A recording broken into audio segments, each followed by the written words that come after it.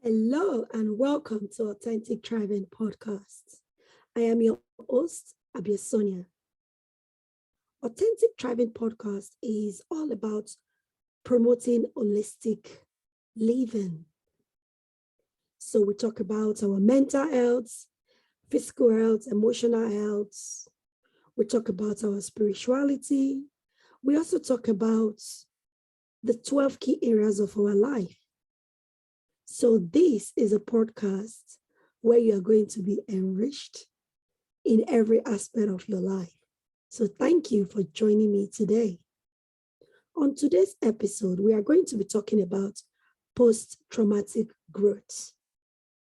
Post-traumatic growth is all about the growth that you experience after going through a traumatic experience.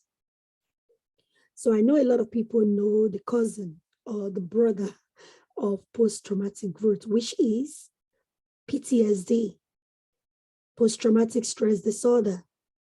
But not a lot of people talk about post-traumatic growth because as a result, at the end of the day, not everybody believes that there's any growth that can come out as a result of trauma. But the truth is, some people do experience growth after going through a traumatic experience. I, for one, I have experienced it. So I'm talking from a place of experience, and I'm also talking from my capacity as a coach and a trainee counselor as well. So, trauma. What is trauma? Trauma is that experience that you go through that will trigger negative reaction, negative emotions.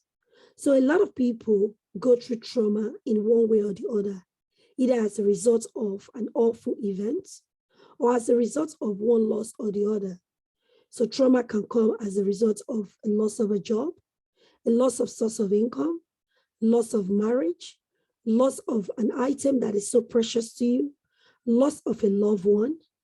Any loss of any type can trigger trauma. So this is why I always tell people, trauma is personal. What is traumatic for Mr. A may not be traumatic for Mrs. B, vice versa. So this is the reason we cannot trivialize when people say that they have been traumatized. So when people go through trauma, they go through different stages. It may not necessarily be in a chronological order. They might experience it at different time in the course of that traumatic experience. However, I normally use this acronym to remember them, which is what I call DABDA. So D stands for denial.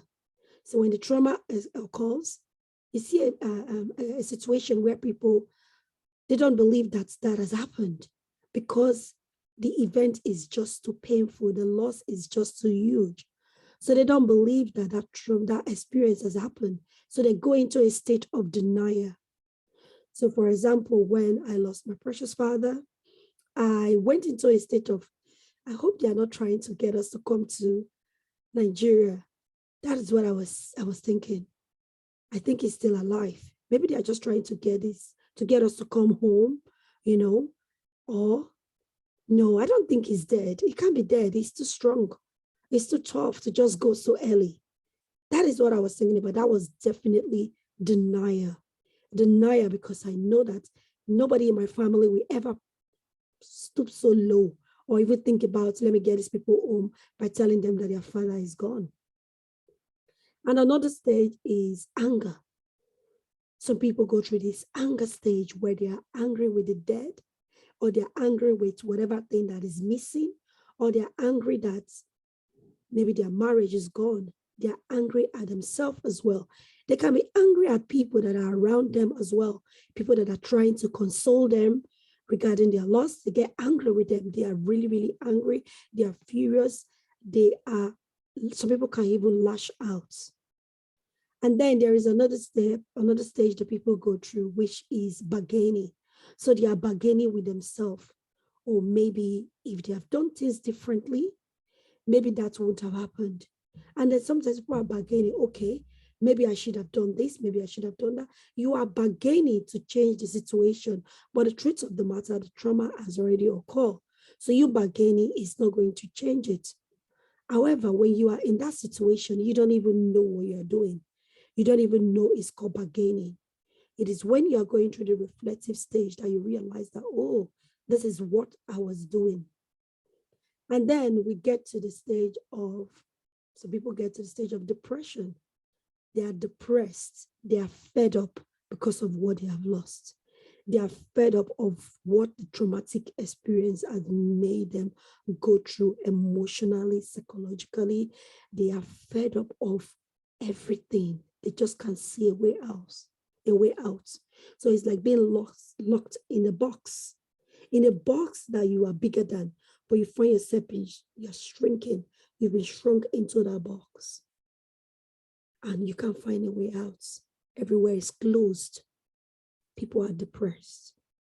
And then there is another stage, which is the acceptance stage. Now, if you're going to ask me, how long does it take to move from one stage to another? I don't know, because trauma is unique to each individual. People react, people go through it.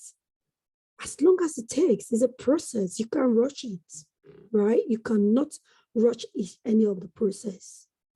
You cannot pretend, because if you do, then that is when post-traumatic stress disorder happens.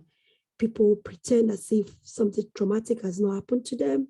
They just want to move on. They don't want to deal with it. They bury it. They suppress it.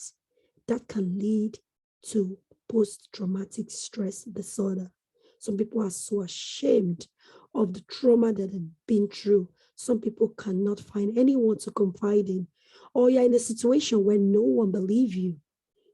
It can be really, really sad.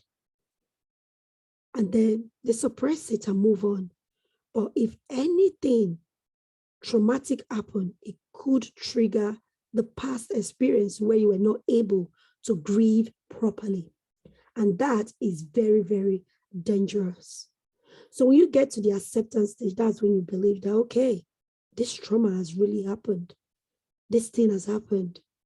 I'm going to accept it. And how do I go from here?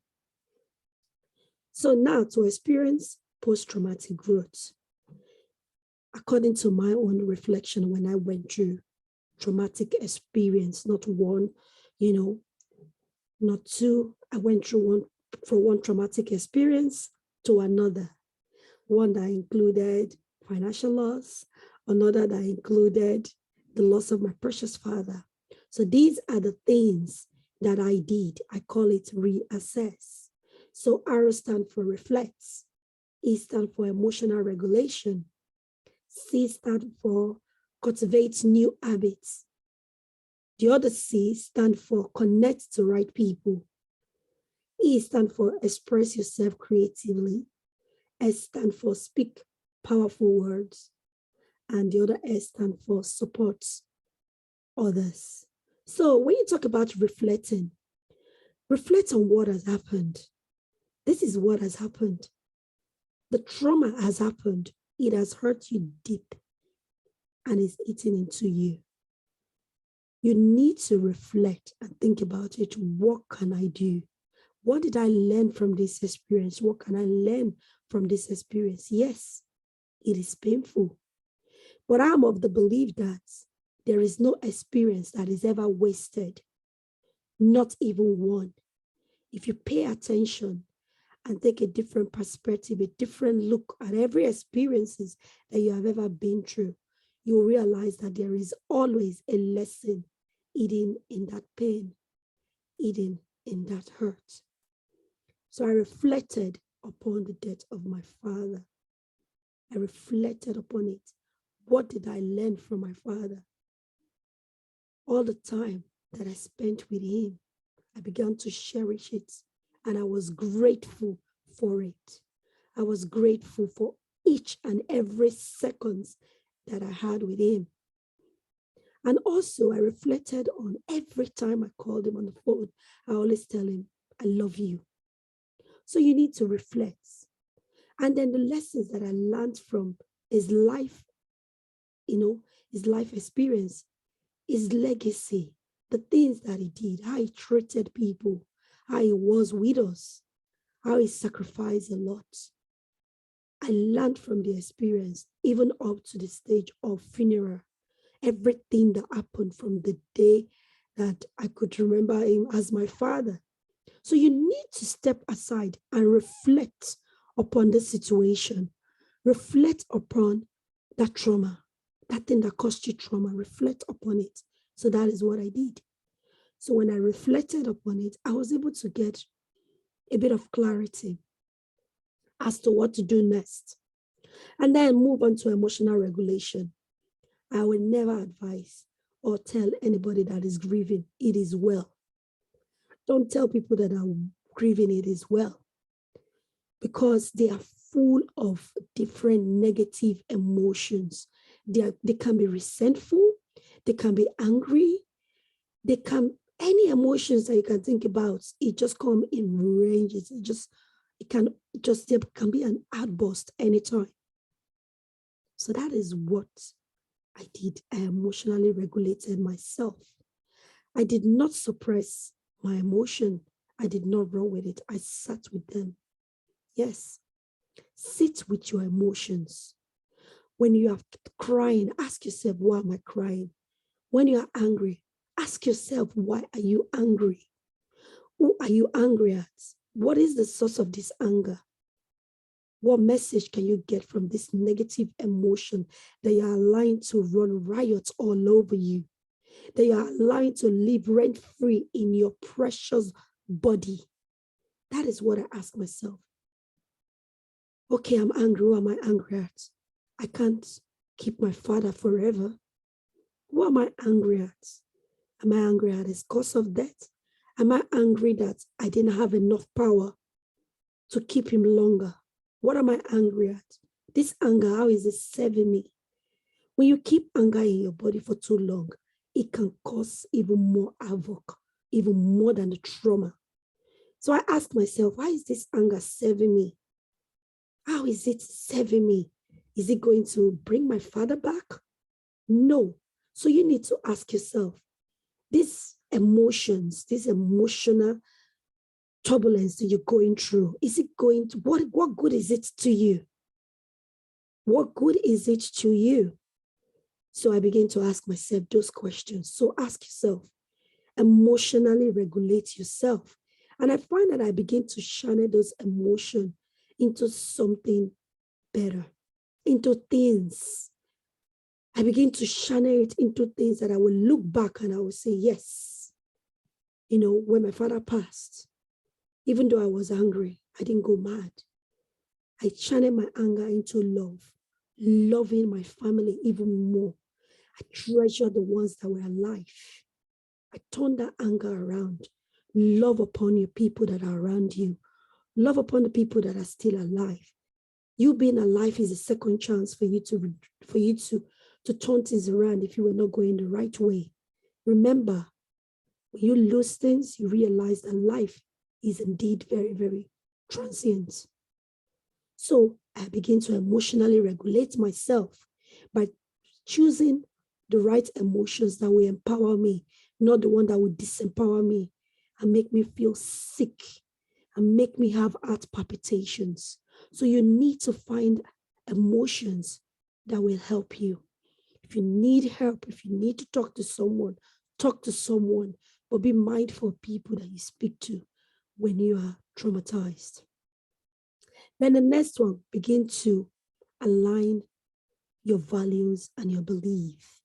Because believe me, when you go through a traumatic experience, it will shake you to the core of your belief. It will shake you to the core of your values. It will shake you to your faith. It will question who you are and how you are getting on with life.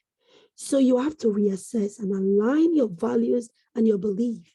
So for example, if you are being traumatized because of reports that you have been diagnosed on one thing or the other, then you need to realign your values. You need to change the way you look after your body. Mentally, mind the thoughts that come into your body, into your mind. And also, in terms of healthy living, then you need to find a way to say, oh, I can eat anything, I can gain weight. No, that is a lie. So you need to find a way to choose healthy options. Incorporate exercise into your routine. Your values, you need to question it. Your values and your beliefs, where did they come from? Do you need to change things? If you were traumatized as a result of maybe abuse, then you need to ask yourself questions. Your values, where did it come from? Did it come from your abusers that enabled them to do whatever it is they wanted to do to you?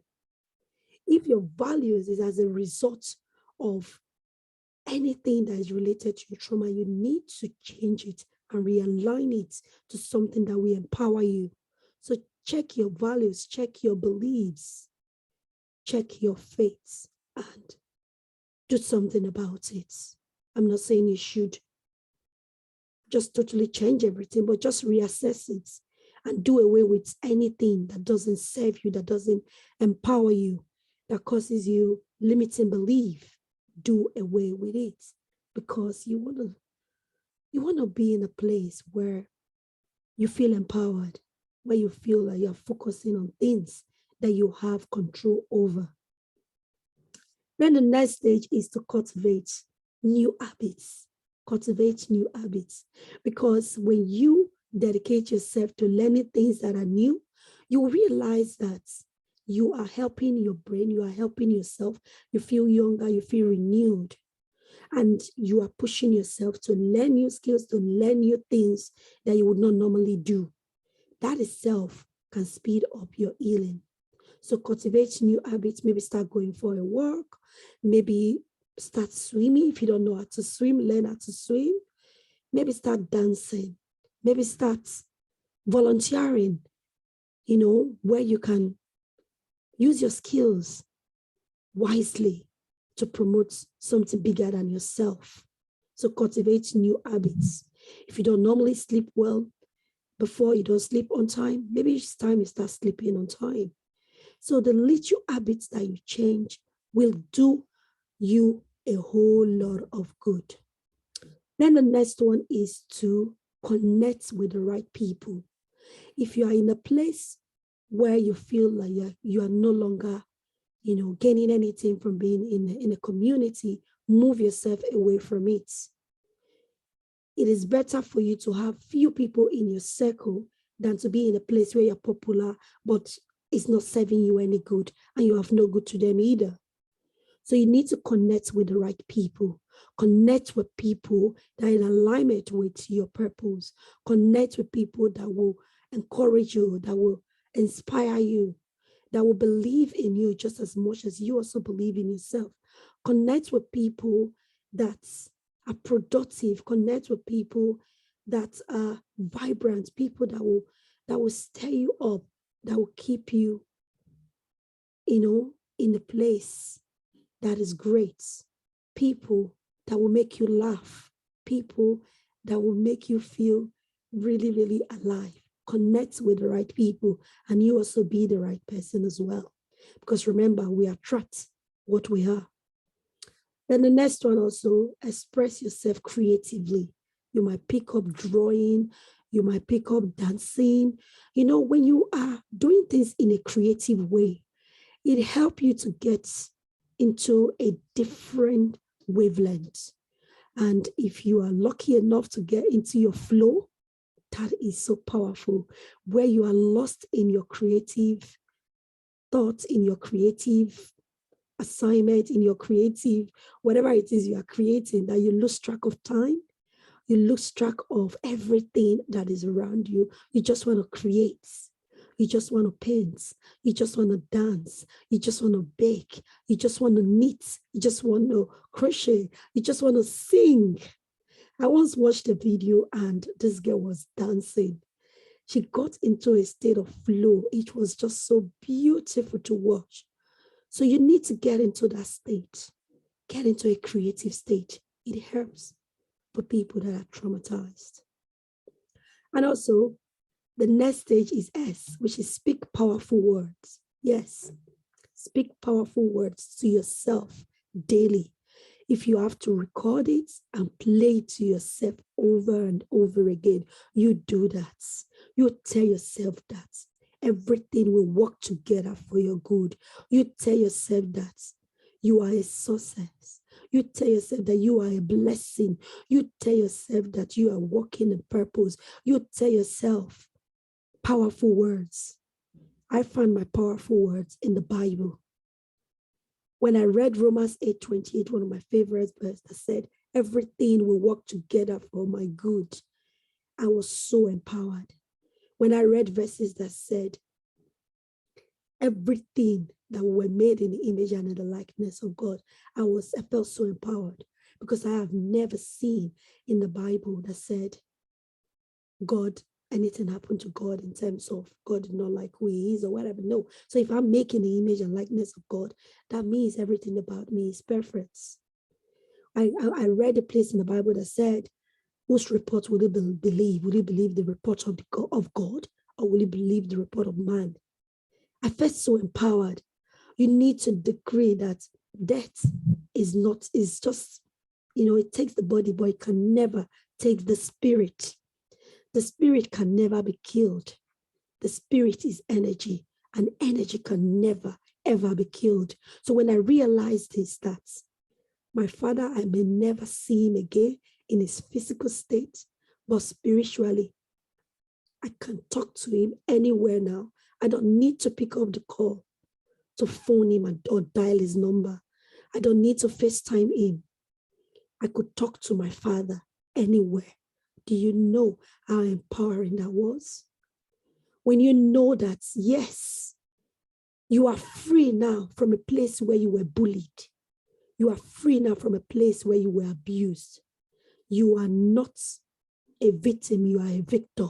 When you start talking to yourself, affirming yourself with powerful words, you will realize that trauma is just one of life experiences, and you will get over this. Also, the last S is support others. If you are being traumatized, learn to support others. Don't just focus on yourself alone. When you focus on yourself alone, sometimes it can become repetitive. It can lead to rumination. Ruminating is when you are thinking over bad thoughts. You are expecting bad thoughts, and you start thinking over it over and over again, and then it magnifies itself. Negative thought is like a bacteria that splits every 10 seconds. It just sleeps. It starts splitting. And before you know it, it is out of control. You become paranoid. Support other people to take their attention away from yourself. It doesn't mean you will not care for yourself. It doesn't mean that you're going to forget about your grief. No, when you support other people, that is showing kindness. And kindness have a way of releasing positivity into our life. When you help other people, it's so, so beautiful. That feeling, you can never, ever buy it with money. The feeling that you supported someone else, irrespective of what you're going through, is just great. A reward that you don't want to miss. So support other people, support great causes, support people with your skills. It doesn't have to be money. Support people with your time. Support people with words of encouragement. Support people by sharing your story when you are ready. Share your story. Let people know what you've been through when you are ready and comfortable to share. Do you know what? That might just inspire someone that is going through similar situation as you.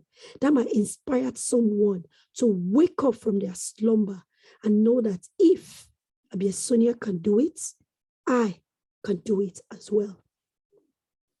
Now, those were the steps that I used to experience post-traumatic growth. I say I experienced post-traumatic growth because after my father passed, when I saw him lying down in that coffin, I realized that life is indeed transient. I was once bullied at work, and when I left that work, I felt really, really bad because I loved my job, but I couldn't stay in a place where I was being bullied. where I was being treated in a very disdain way. There was racism and everything. But when I left that place, yes, I felt traumatized because I loved my job. However, the place was toxic. So when I started going through all of this, reassess, it helped me realize that no, it was the right thing to do. And I can easily get a job with my life intact somewhere else, somewhere better, where I will be appreciated for what I do. So I don't know what you're going through. I don't know the cause of your trauma. Is it loss of a marriage? Then you need to use reassess. Is it loss of a loved one? Reassess. Is it loss of something very precious to you, property, source of income? Reassess. Are you traumatized as a result of bullying, abuse? Reassess. Are you traumatized because you were sexually raped? Reassess. Whatever it is that is the cause of the trauma, are you traumatized because you've been given a diagnosis that is so huge? Reassess. And you will realize that you will also experience post-traumatic growth. I went back to school after how many years? You see, about 15 years of going back was my last course that I did. I didn't have to, it was through work, so I didn't have to go back to uni. But having to go back to do a course which was divinely revealed to me, that story for another day, is something that will cause post-traumatic growth. As in changing my values and my belief, adjusting it to be able to support others even more, to be able to live life to the fullest without apology. That is post-traumatic growth for me. I could have crumbled. You could have crumbled, but you didn't. You are still here. I tell my story wherever I go to help people, to give them hope, to inspire them that things do happen, but you are not the situation, and you will not allow the situation define you. You're going to live your life fulfilling your purpose, and you will live it thriving authentically and not just surviving.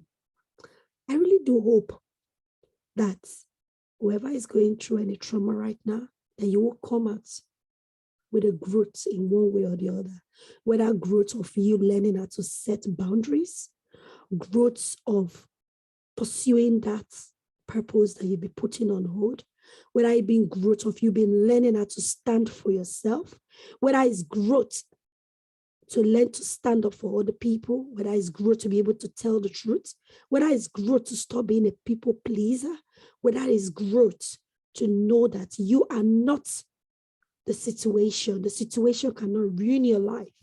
You are going to move ahead and live the best version of yourself. That is growth. Post-traumatic growth is you choosing to move ahead and not allowing yourself to be crushed by that trauma. That is growth. Growth can be mentally, it can be emotionally, it can be financially, it can be spiritually. Growth can be knowing who you are, having that one-on-one relationship with your maker. Growth can show up in different form. Use reassess. And I will say it again, reassess. You need to reflect. You need to emotionally regulate. You need to also align yourself. You need to also learn how to connect with others, be creative, and also speak powerful words to yourself and support other people. That is where the power lies. That is where the growth will start happening. Thank you so much for joining me today, for listening to Authentic Thriving Podcast. I remain your host, Abia-Sonia. If you want to follow me on social media, I am Abia-Sonia on Instagram, Abia-Sonia on Facebook, Abia-Sonia on LinkedIn. And also, if you want to check out my website, is www.acceptcoaching.com. I am a life coach. I am a teacher. I am a mother. I am also a keynote speaker and also a trainee counselor. Thank you so much for listening once again, and do have a pleasant day. Until I come away again, watch out for the next episode of Authentic Thriving Podcast. Bye.